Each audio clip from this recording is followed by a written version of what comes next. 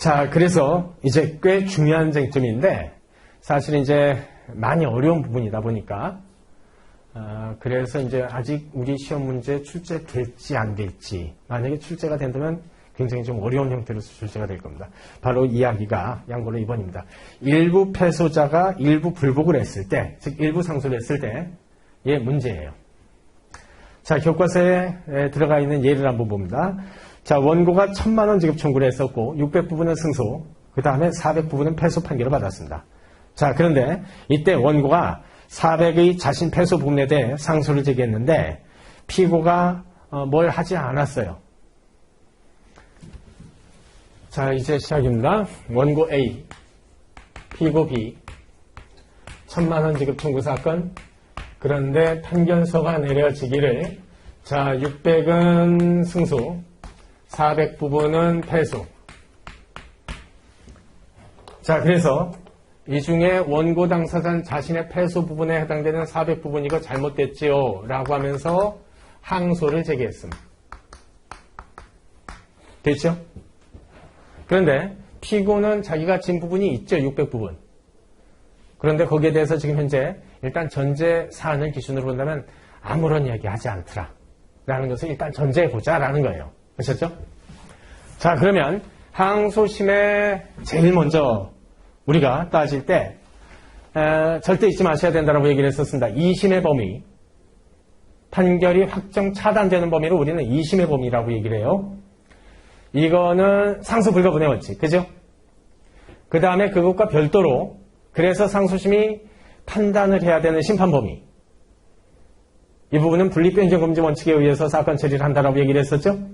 그래서 상소 불가분의 원칙과 분립변경금지 원칙을 혼용하시면 안 됩니다. 혼동하시면 안 돼요.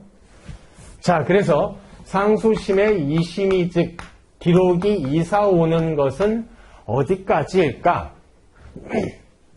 이 부분은 상소 불가분의 원칙이지요.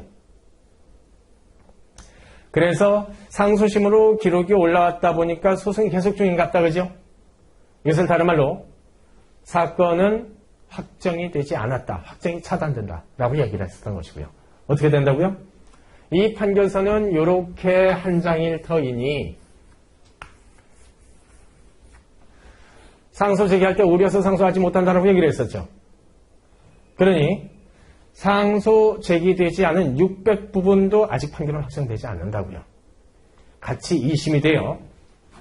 이것도 둘 다 모두 전체가 2심이 돼요. 아직 마르지 않고 즉 판결이 확정되지 않은 상태가 되는 것이고 확정 차단이 되고,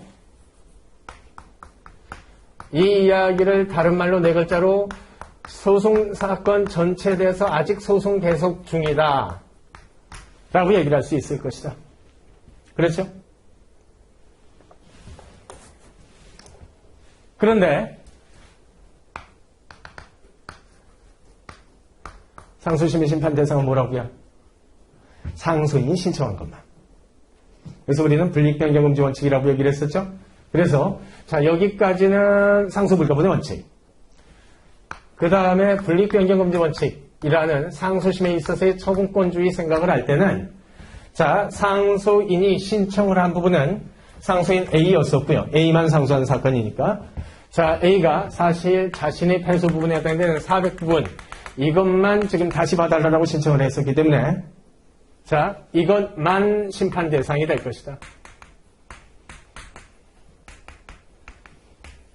그리고 누구도 상소를 제기하지 않은 600 부분은 상소심에 계속이 되어 있다 뿐이지 자, 심판 대상이 되질 못한다.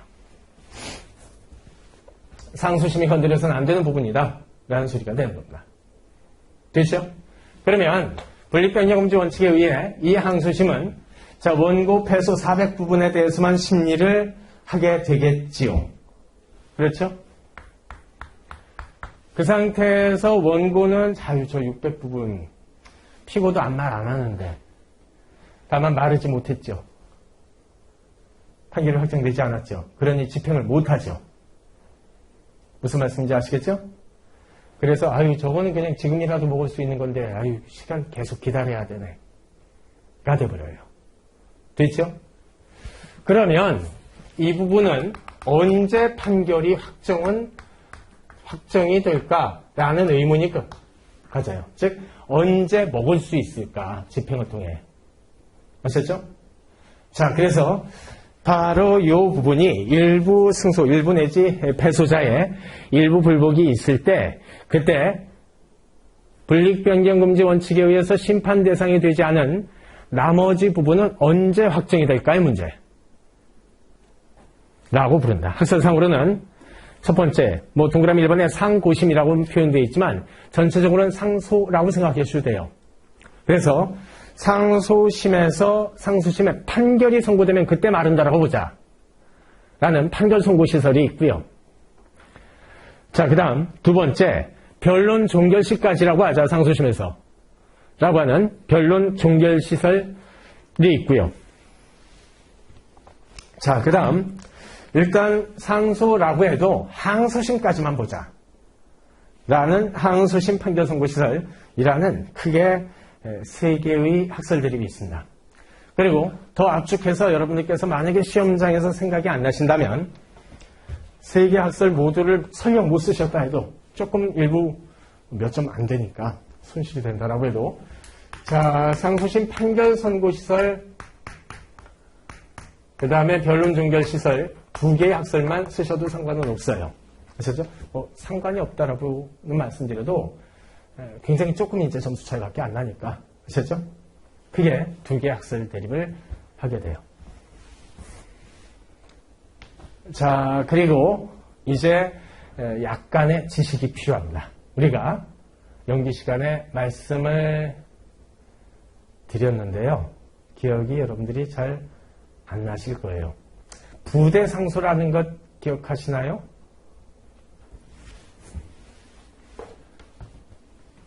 자,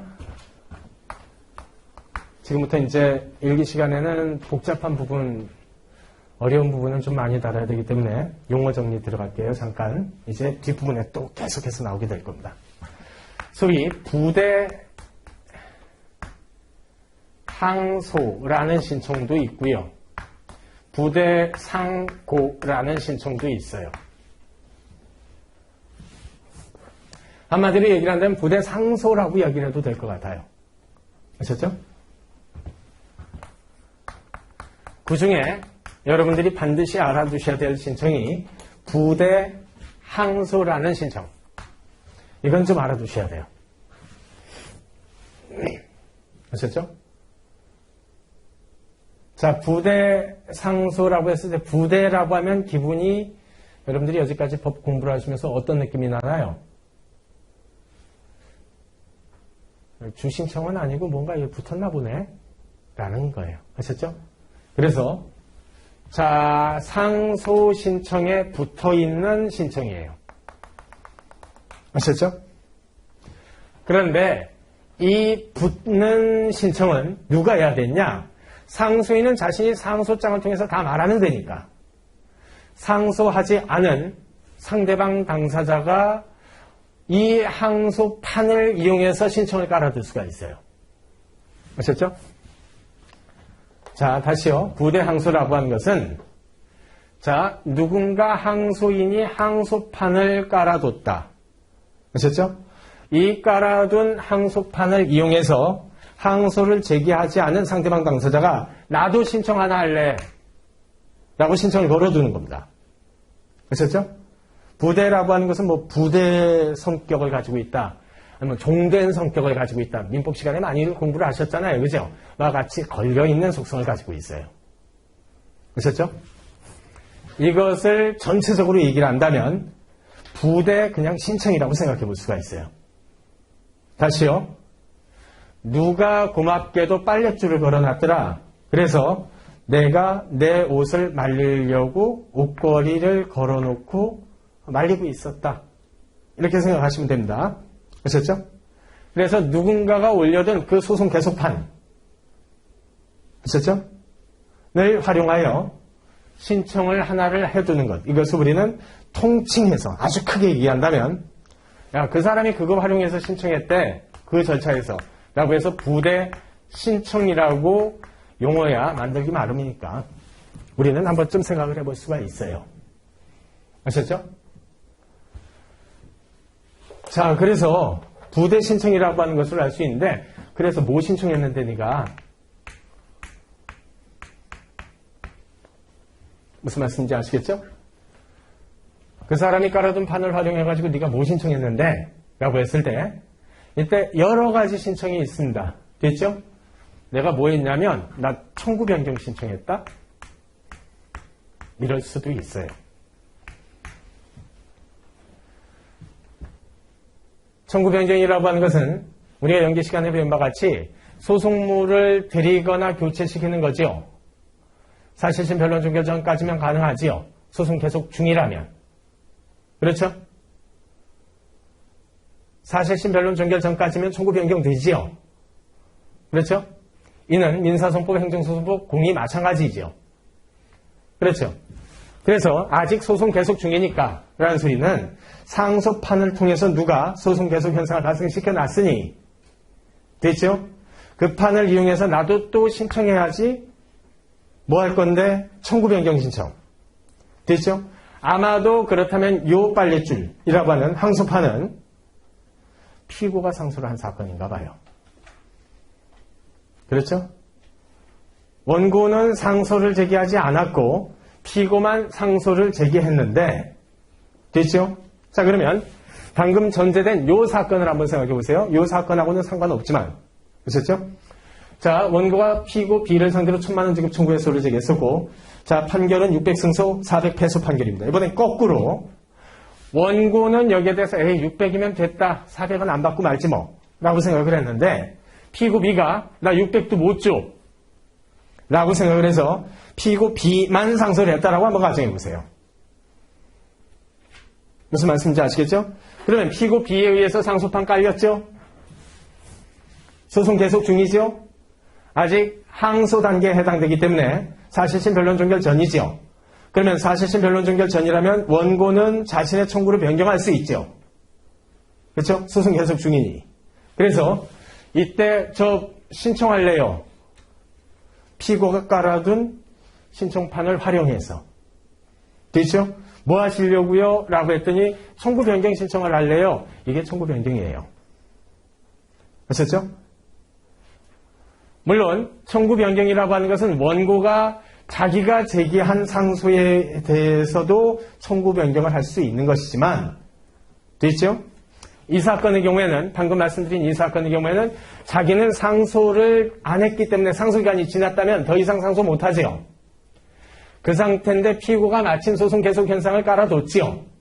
그 판을 활용해서 원고는 부대 신청 형태로서 청구 변경 신청서를 당연히 제기할 수 있게 돼요. 됐죠? 어렵게 생각하실 필요 없습니다. 청구 변경을 우리가 표면상으로 공부를 했을 때 사실심 변론 종결 전이면 원고가 자신의 청구 소송물을 추가하거나 아니면 교환시킬 수 있겠지 뭐 이렇게 생각했었습니다. 그래서 어떻게 하려고 지금 현재 2심인데 라고 했을 때 2심에서도 돼. 됩니다. 아셨죠? 근데 구체적으로 어떻게 해? 라고 했을 때 청구 변경 신청서 접수시키는 거지 뭐. 야, 넌 상소 안 했잖아. 그래도 규정에는 사실심 변론 종결 전이라면 가능하다라고 돼 있으니까 내가 한 상소는 아니지만 그 상소 파면을 활용해서 즉 부대 신청으로 형태를 통해 가지고 청구 변경 신청서 접수시키면 돼. 물론 내가 깔아둔 상소 신청이어도 당연히 내가 깔아뒀으니까 사실심 변론 종결 전이라면 내가 청구 변경할 수도 있고. 그렇죠? 자, 이렇게 제도를 활용해 볼 수 있어요. 아셨죠? 그래서 청구 변경이라고 하는 부대 신청을 깔 수도 있고 됐죠? 내가 저기 상소를 제기하지 않았는데 나도 이 신청을 통해 가지고 상소 좀 해볼래. 상소 기간 지났는데 일단 해보는 거지 뭐.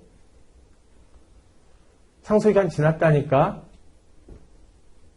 그래도 해보는 거지 뭐.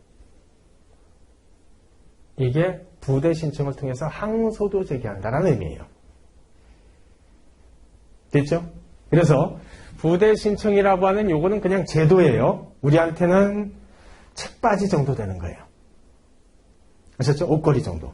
여기에 무슨 옷을 입힐지 아니면 무슨 책을 두고 공부를 할지 여부는 일단 이제 당사자가 활용 가능한 것을 활용하면 됩니다. 이게 부대 신청이에요. 됐죠? 야, 너 상소기간 지났는데 상소를 제기할 수 있어? 원래는 상소 안 되지. 그러면 안 되잖아. 그래도 부대 신청을 해보는 거지 뭐. 이 사람이 깔아둔 거라서 나는 이걸 주청구, 즉 내가 빨랫줄을 더 이상은 깔 수 없지만 이 사람이 한 것에 부대해서, 즉 걸어둬서 나도 이런 거 한번 좀 해보시면 안 될까요? 라고 신청하는 것이야. 됐죠? 막아야 될 이유가 없습니다. 됐죠? 그래서 저것도 좀 판단해 주세요 라고 신청을 하면 되는 거예요. 됐죠? 하지만 상소기간이 지난 사람이 한 신청이고 됐죠? 부대 형태로서만 깔려있는 형태이기 때문에 옷걸이가 빨랫줄이 아니라고 얘기를 했었죠? 이 사람이 신청한 게 됐죠? 그래서 빨랫줄을 걸어둔 사람이 자기가 이것을 싹둑 잘라버리면 됐죠? 다 떨어집니다. 즉 종속성을 가지고 있더라고요. 주신청에 종속된 형태로서 신청이 들어간다. 무슨 말씀인지 아시겠죠? 이게 부대 신청이에요. 그리고 부대 항소라고 하는 것은 항소라고 하는 두 글자가 있지만 그렇게 신경 쓰지 마세요. 여러분들은 그냥 생각하실 때 항소심에서 걸어두는 부대 신청이 있남네? 라고만 생각을 해주세요. 아셨죠? 부대 항소라고 해서 항소라는 신청만 하는 게 아니니까. 됐죠? 거꾸로 읽는 거예요. 항소심에서 뭔가 걸어두는 신청을 했남네. 아유, 빨랫줄은 지가 안 걸었납다. 무슨 말씀인지 아시겠죠? 빨랫줄을 자신이 걸진 않았으나 어찌됐건 남이 걸어둔 빨랫줄에 자신도 얹히는 신청 하나를 했을 때 우리는 이것을 부대 신청. 어디에서 했을 때? 상소심에서 그랬는데 그럼 부대 항소. 무슨 말씀인지 아시겠죠? 이렇게 이해를 해두시면 돼요. 됐죠? 그래서 문제 전제에 피고가 소송 계속 중에, 즉 항소심에 부대 신청도 안 했대요. 무슨 말씀인지 아시겠죠? 즉 방금 말씀드린 요 사례를 하나하나 보시면 자, 원고 천청구 1심 판결은 600승 400패소. 그런데 피고가 자신의 패소 600부분에 대해서 상소를 제기하지 않고 원고 A만 상소를 제기했음. 그렇다면 항소판을 이용해서라도 피고 B는 나중에라도 600부분도 다시 판단해 주시면 안 될까요? 라고 신청하면 되는데 부대 신청. 그런데 부대 항소도 제기하지 않았음. 따라서 600부분은 지금 현재 항소심의 심판 대상 자체가 아닌 상태가 됨. 됐죠? 이렇게 생각을 하고 전제를 들어가자는 거예요. 그랬을 때 이때 한 가지 또 필요한 지식이 그러면 부대 신청 이건 언제까지 할 수 있는데? 라는 거예요. 됐죠? 여러분들이 결론 내시면 된다. 언제까지 가능할까요? 사실심 변론 종결 전까지라고 얘기를 했었죠. 그리고 신청의 내용이 청구 변경일 수도 있는 거지요. 그러니 부대 신청 자체는 항소, 즉 부대 항소 형태라면 사실심 변론 종결제니까 변론 종결 시까지 부대 신청을 할 수 있어요. 부대 항소는. 아셨죠? 무슨 말씀인지 아시겠죠? 그런데 상고심에서도 부대 신청을 할 수 있어? 그죠? 이게 부대 상고니까 상고심을 이용한 부대 신청. 근데 대법원 상고심의 경우에는 새 소송을 신청 못 하잖아요. 그죠? 그러니 청구 변경이라는 형태의 부대 신청을 못 할 것이고 그렇죠? 상고장 접수시키겠다. 그건 될 거다. 그죠? 무슨 말씀인지 아시겠죠? 그런데 대법원의 경우에는 변론을 원칙적으로 안 잡잖아요. 변론기일을. 그렇죠? 변론기일을 우리가 잡는 이유는 영지 시간에도 말씀드린 바와 같이 사실 확정을 위해서 잡는다라고 얘기를 했었습니다. 그렇죠? 무슨 일이 있었는지 확정하기 위해. 그래서 여는 게 변론기일입니다. 그런데 대법원 상고심에서는 더 이상 사실 확정하지 않지요. 따라서 대법원 상고심은 원칙적으로 반드시 변론기를 잡아야 되는 사건, 법원이 아니에요. 따라서 대법원 단계에서 바로 새로운 소송물 신청을 하는 청구 사건이 있는 경우라면 여기서 사실 확정도 안 되는데 무슨 판결을 신청을 해요? 대법원에서. 안 되는 거예요. 아셨죠? 자, 그래서 결국 대법원에 들어가는 부대 상고 신청은 청구 변경 형태는 안 되고 상고만 뒤늦게 한번 해볼 수 있겠다. 아셨죠? 자, 이리 생각을 해주시면 돼요. 그리고 대법원의 경우에는 변론 종결시가 변론 기일이 없다 보니까 변론 종결이라고 하는 개념도 없고요. 그렇다면 대법원의 경우에는 판결 선고시가 돼요. 더 이상 기준점이 없으니까. 아셨죠?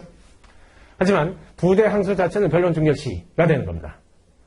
됐죠? 자, 이제 다시 본론으로 돌아오는 겁니다. 자, 상소 누구도 제기하지 않은 이 부분은 언제 확정이 될까에 대해 지금 2심이잖아. 응. 그죠? 그러면은 좀 기다려보자. 피고가 부대 신청할지도 모르잖아. 아직은 안 했다 해도. 그러니 피고가 부대 신청을 할 수 있는 끝 지점에 해당되는 변론 종결시를 기준으로 보자. 그때 확정됐다라고 보자. 그러면 다 끝난 거니까. 라는 설과 에이, 그래도 판결 선고가 돼야지. 즉 항소심 판결이 선고될 때까지 봐야 되는 것이지 부대 신청만 생각하면 안 되지. 라고 하는 학설 크게 둘로 나눠지는 거예요. 그 중에 우리 판례의 기본적인 태도는 판결 선고시설의 입장이 있습니다. 아셨죠? 그래서 최종적으로 이제 항소심에서도 판결이 선고될 거예요. 그죠? 무슨 말씀인지 아시겠죠? 자, 그래서 심판 대상이 이거다 보니까 여기에 대한 어찌됐건 항소를 인용할 것인지 기각할 것인지에 대한 판결이 선고가 되면 됐죠? 이때는 이제 사실 다 이긴 거나 다름이 없는 이 부분이 확정이 그제서 된다라고 하자. 됐죠? 자, 그렇게 생각을 하시면 돼요. 됐죠? 나중에 여러분들 생각해 보시면 또 내가 이런 걸 몰랐었나? 별것도 아닌데? 라고 생각하실 때가 와요. 사실 진짜 별거 아닙니다. 우리가 생각했을 때 더하기, 빼기가 참 어렸을 때 그렇게 어려웠었는데 지금 생각해 보니까 뭘 그렇게 어려워했었는지 이지만 아시죠? 여러분들이 뭔가 법 공부를 하실 때 잊지 마셔야 될 게 뭐가 있다고 생각하지 마세요. 내가 모르는 뭔가 별천지가 있겠지. 무슨 법리가 있겠지. 그래서 이제 여러분들 법 공부하다 보면 무슨 법리에 따라 뭐 이런 말 많이 하죠. 그런 거 없습니다. 그냥 법하는 사람들이 자신들이 하는 것을 조금 이제 있어 보이게 하려고 만든 이야기예요. 법이 우리가 알고 있는 상식과 왜 떨어져 있다면 그것은 법이 아닙니다. 아셨죠? 우리가 뭘 배우는 순간 논리에 갇히기 때문에 뭐가 더 있겠거니 라고 생각을 하는 것뿐이에요. 아셨죠? 그것을 벗어나서 생각하시면 돼요. 다시요. 이제 들어갑니다. 자, 그러면 누구도 상소 신청하지 않은 부분, 다시 판단해달라고 신청하지 않은 부분은 2심 판결이 선고되면 그때 확정되겠네. 그죠? 그러면 항소심 판결에는 무엇에 대한 판단만 있을까요? 무엇에 대한 판단을 이 2심 판결은 낸 걸까요? 2심은 전부가 되지만 심판 대상은 이것이므로 400부분 그것만 신청했으니까 원고의 얘기만 400부분에 대한 1심 판결이 제대로 된 것인지 아닌지 여부에 대한 판단 이것만 2심 판결서에는 기재가 되어 있는 거예요. 됐죠? 그래서 그 판결을 받고 예컨대 원고 항소인의 항소를 인용한 항소 인용 판결이 있다면 2심이 400도 인정을 해줬다는 소리죠. 아니면 400부분 중에서도 전부 400부분 전체에 대한 1심 기각에서 적어도 200을 건질 수 있는 일부 상소 승소가 내려진 경우도 있을 수 있고요. 자, 그래서 뭔가 판결이 내려졌을 때 불이익재판을 받은 사람이 이거 못해 라고 상고를 제기했다면 아셨죠? 이 판결, 즉 2심 판결에 대해서 상고를 제기했다면 됐죠? 아까 600부분까지 같이 상고심으로 올라갈까요? 아닐까요? 그걸 혼동하지 마시라고 지금 말씀드리는 거, 확장시키고 있는 거예요. 우리가 상소 불가분의 원칙은 뭐라고 얘기를 했었죠? 판결서 한 장이 있잖아요. 그 한 장의 판결서 내용 중에 일부를 오려서 상소하지 마십시오라는 신청이에요. 그런데 이 판결서에는 이것만 기재가 되어 있습니다. 이 부분은 기재가 없어요. 600부분은. 그렇죠? 그러니 이것만 하나의 옷이에요. 2심에 있어서의 신청이에요. 따라서 여기에 상소를 제기해서 상고로 올라가게 되면 이 옷이 고스란히 상고판으로 2심이 되겠으나 이 판결서에 기재가 되어 있지 않은 600부분은 2심이 같이 될 리가 없어요. 됐죠? 그래서 선고시를 기준으로 보자라는 겁니다. 됐죠? 그러니 뭐 판결 확정시 이렇게 보게 되면 상고를 만약에 제기하면 상고에 의해서 판결 확정되기 전까지 계속해서 안구등이라고 하는 형태가 되는데 그렇게 보지 말고 됐죠? 항소심 판결서는 이 부분만 판결서에 기재가 되어 있을 것이니 그게 그 자체 오탄벌. 따라서 여기에 대해서 상고를 하게 되면 요 옷만 상고심으로 올라가게 되므로 600부분은 뭐 이 2심 판결서에 나와 있지도 않은데요. 뭐 됐죠? 선고가 되자마자 그냥 일단 확정되는 것으로 그렇게 처리를 하자라는 거예요. 됐죠? 그중에 우리 판례의 기본적인 태도는 기본적으로는 판결 선고 시선을 따릅니다. 됐죠? 무슨 말씀인지 아시겠죠? 자, 그러면 기왕 나왔으니까 이거 하나만 하고 잠깐만 쉴게요. 여러분들이 기왕 나왔으니까 이거 하나만 처리를 하시고 연기 지식이 같이 좀 약간 대동되셔야 됩니다. 자, 아까 말씀드렸던 바로 그 사건이라고 생각하시면 돼요. A가 B를 상대로 1,000만 원 지급 청구의 소를 제기했고, 자, 이 부분에 대해서 원고 600승 400 패소 판결을 제기했습니다. 이번엔 거꾸로 원고는 600이면 됐다 야 라고 생각을 했고요. 400 부분에 대해서는 더 이상 문제 삼지 않기로 했습니다. 그랬는데 피고는 자신의 패소 부분에 해당되는 이 600 부분 여기에 불만을 품고 상소를 제기했습니다. 즉 원고는 상소를 제기하지 않고 피고가 상소판을 깔았어요. 됐죠? 자, 그러자 원고가 이 사람 봐라. 원래 내가 받을 게 1,000만 원인데 그냥 600만 받고 끝내자라고 생각하고 난 상소를 제기하지 않았는데 저 사람은 지가 1,000만 원 줘야 될 사람이 600도 주기 싫다고 나한테 지금 현재 상소를 깐 거야? 라고 생각해서 A가 괘씸하다라고 생각했어요. 그래서 그러면 나도 부대 신청 아셨죠? 무슨 말씀인지 아시겠죠? 저의 맨 처음 소장에 기재되어 있었던 1,000만 원 지급 청구 부분을 2,000으로 올리랍니다. 라고 해서 1,000 추가요.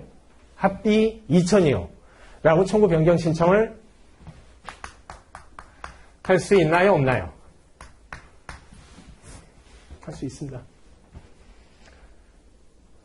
방식은요? 부대 신청 형태로. 아까 했었잖아요. 그죠? 남이 깔아둔 판을 활용해서 내가 부대해서 그 판 활용해서 신청을 깔아둘 수 있음. 됐죠? 그리고 그 신청 중에 뭘 했는데 라고 했을 때 청구 변경. 1,000을 추가하는 형태에 해당되는 2,000으로 확장을 시키는 청구 취지 확장을 반영했습니다. 가능하고요. 아셨죠? 그런데 이때 청구 변경이라고 하는 책을 요 책받침에. 지금 올려둔 거죠? 부대 신청 형태로. 자, 그랬을 때 B는 무슨 생각일까? 어떤 마음일까? B의 마음이에요. 야, 괜히 했다. 아셨죠? 야, 이러다가 2,000으로 지는 거 아니야?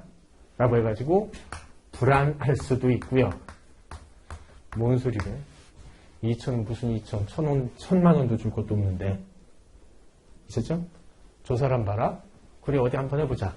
라고 자신만만일 수도 있어요. 됐죠? 그 중에 자신이 있걸랑 그대로 진행하면 됩니다. 됐죠? 그냥 진행하면 돼요. 무슨 말씀인지 아시겠죠? 그래서 나온 판결의 결과 자기가 아무리 자신만만했다라고 해도 어떻게 소송 수행은 좀 잘못했나 봐요. 그래서 자, 판결 내려진 결과 A한테 이번엔 2,000으로 지더라. 만약에 항소심이 2,000 전부에 대해서 인용을 해버리더라. 됐죠? 자, 그러면 이것은 다시 다음과 같이 정리해 볼 수가 있어요. 자, 아까 1심 판결의 600 승소 부분, 400 원고 A 패소 부분이 있었는데, 자, 피고 B가 상소를 했었죠? 요거 좀 다시 판단해 달라고. 그렇죠? 그런데 여기에 다시 부대 신청을 했지요. 그러면서 1,000만 원을 추가했지요. 그래서 당사자가 밝힌 뜻은 2,000이라고 신청을 했죠. 그러니 400 부분도 다시 다투겠다는 소리죠. 그렇죠? 그래서 이것도 신청을 했고 여기에 더하여 1,000을 더 신청을 했고 됐죠? 근데 이 신청에 대해 피고 B는 아무 말하지 않고 그냥 어찌됐건 사실은 그냥 진행된 거죠. 사실심은. 그래서 얻어진 결과 2,000을 받았다면 어쩔 수 없습니다. 피고 B는 피 보는 수밖에. 아셨죠? 이 과정에 한 가지 생각해 볼 게 있어요. 원고 A, 피고 B 입장에서는 괜히 상소했다가 더 크게 받았잖아요. 그러니 불리하게 변경된 것 아닙니까? 1심 판결보다. 됐죠? 그리 생각하지 마시라고요. 됐죠? 신청이 있었던 겁니다. 분립변경금지 원칙을 이익불이익 이런 식으로 그래서 판단하지 마시라는 거예요. 상소심에서의 처분권주의라고 생각을 하자. 상소인이 신청했던 것은 이거다. 이건 신청하지 않았다. 하지만 부대 신청을 통해 가지고 상대방 당사자도 신청을 했다. 아셨죠? 신청한 건에 대한 판단에 해당되기 때문에 분립변경금지 원칙은 이 사건 부대 항소 사건의 경우에는 적용해서는 안 됩니다. 아셨죠? 그리고 여기서 절대 잊지 마셔야 될 게 부대 항소는 분립변경금지 원칙을 먹고 자란 제도예요. 그러라고. 그것도 신청이니. 됐죠? 자, 그런데 이번엔 에이 불안하다. 괜히 이러다 이렇게 돼버린다. 그 생각하면 B는 어떻게 하면 될까요? 자신이 제기했었던 항소를 걷어버리면 됩니다. 떼버리면 돼요. 항소를 취하하면 됩니다. 아셨죠? 그러면 주 신청에 해당되는 빨랫줄 이게 사라져버렸죠? 그러니 거기다가 부대 신청 형태로서 걸어뒀던 신청 이것도 사라지게 되는 거예요. 됐죠? 그러면 청구 변경인이 뭐니 싹 사라지게 되는 것이고 부대 신청 형태로서 깔아뒀으니까. 됐죠? 이 현상을 방지하고 싶다면 그래서 원고가 2,000을 꼭 받아내고 싶더라면 자기도 상소를 제기했으면 돼요. 그런데 굳이 자기가 상소를 제기하지 않고 남이 상소판을 깔아주자 그제서야 청구 취지를 확정했다. 거기까지 보호해줄 필요는 없기 때문에 그래요. 됐죠? 무슨 말씀인지 아시겠죠? 우리가 배웠던 지식을 이렇게 활용을 할 수가 있어요. 그리고 사령 형태로서 충분히 출제가 될 수 있습니다. 만약에 문제가 어렵게 출제된다면. 됐죠? 그러면서 1문의 경우에는 이걸 물어보고 2문의 경우에는 그러면 사건을 달리해가지고 이렇게 됐을 때 상소치 않은 나머지 부분은 언제 확정되게? 라는 그걸 사례형 형태로서 같이 물어볼 수 있으니까 기왕 나온 김에 같이 생각을 해주십시오.